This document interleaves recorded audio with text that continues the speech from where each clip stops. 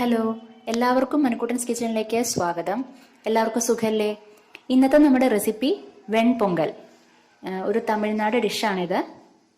പൊങ്കലിന് പ്രത്യേകിച്ചും വെൺപൊങ്കൽ ഉണ്ടാക്കും, ചക്കരപ്പൊങ്കൽ ഉണ്ടാക്കും.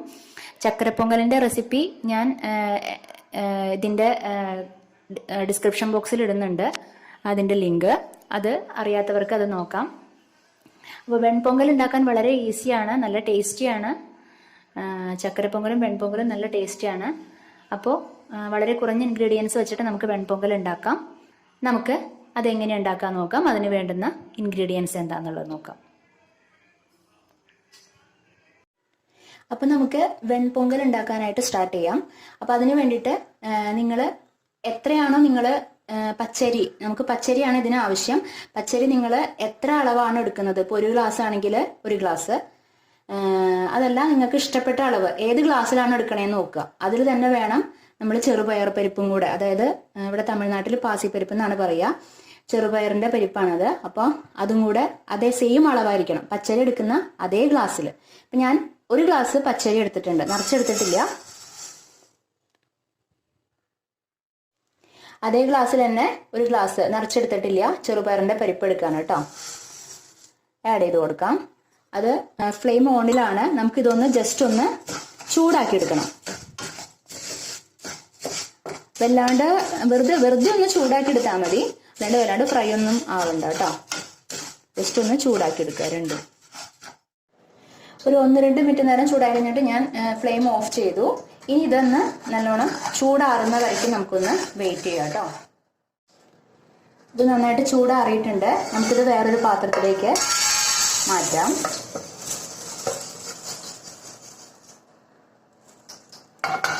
നന്നായി ഒന്ന് വാഷ് ചെയ്യണം. ഒരു 2-3 പ്രാവശ്യം നന്നായിട്ട് വാഷ് ചെയ്തിട്ട് എടുക്കാം കേട്ടോ.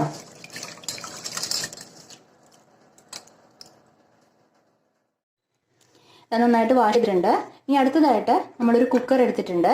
അതിലേക്ക് ഈ വാഷ് ചെയ്തത്, അതായത് ഈ അരിയും പരിപ്പും കൂടെ അതിലേക്ക് ആഡ് ചെയ്ത് കൊടുക്കാം.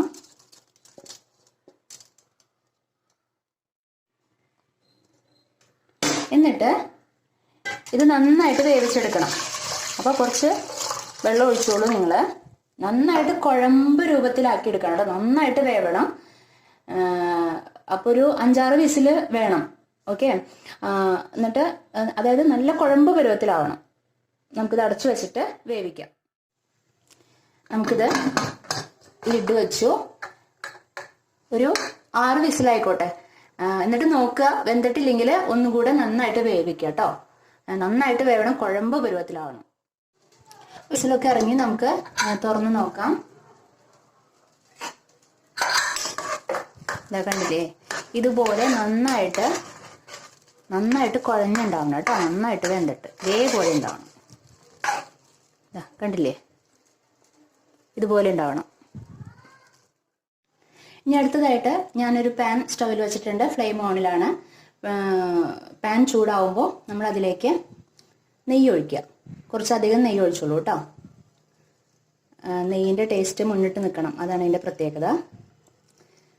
ഒരു 5 ടേബിൾ സ്പൂൺ ഒഴിച്ചോളൂ നിങ്ങൾ. ഓക്കെ. ഇനി നമുക്ക് അതിലേക്ക് ഇതാ ഒരു വലിയ ടേബിൾ സ്പൂൺ കാഷ്യൂനട്ട്, കശുവണ്ടിപ്പരിപ്പ് ആഡ് ചെയ്ത് കൊടുക്കാം. ഇതൊരു ബ്രൗൺ കളർ ആവുന്ന വരയ്ക്കും ഒന്ന് ഇളക്കിക്കൊണ്ടിരിക്കുക. ഇത് ഏകദേശം ആവുമ്പോൾ ഇതാ ഒരു സ്പൂൺ കുരുമുളക് മുഴുവനായിട്ട് അത് ആഡ് ചെയ്ത് കൊടുക്കാം. ഫ്ലെയിം സിമ്മിലാണ് കേട്ടോ. നന്നായിട്ടൊന്ന് മിക്സ് ചെയ്ത് കൊടുക്കാം. അതിനുശേഷം ഇതാ ഞാൻ എൻ്റെ ഇഞ്ചി എടുത്തിട്ടുണ്ട്. ഒരു വലിയ കഷ്ണം ഇഞ്ചി ചെറുതായിട്ട് അരിഞ്ഞതാണ്. ഇത് കറിവേപ്പില, ഒരു 2 തണ്ട് കറിവേപ്പില എടുത്തോളൂ.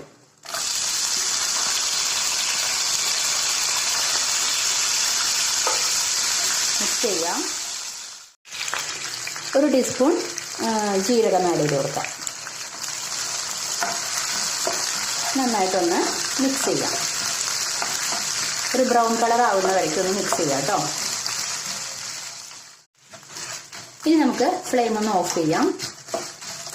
എന്നിട്ട് ഇതങ്ങനെ തന്നെ നമ്മൾ നേരത്തെ വേവിച്ച് വെച്ചിട്ടില്ലേ, പച്ചരിയും അതുപോലെ തന്നെ നമ്മുടെ പാസിപ്പരിപ്പും അതായത് ചെറുപയർ പരിപ്പും അതിലേക്ക് ഇത് ആഡ് ചെയ്ത് കൊടുക്കാം. നമുക്ക് ആഡ് ചെയ്ത് കൊടുക്കാം. ടേസ്റ്റിന് വേണ്ടിയിട്ട് ഉപ്പ് ചേർത്ത് കൊടുക്കാം. എന്നിട്ട് നന്നായിട്ട് മിക്സ് ചെയ്യാം.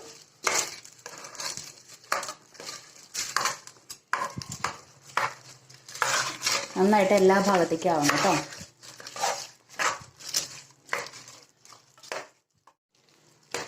അങ്ങനെ നമ്മുടെ വെൺപൊങ്കൽ റെഡി ആയിട്ടുണ്ട് കേട്ടോ.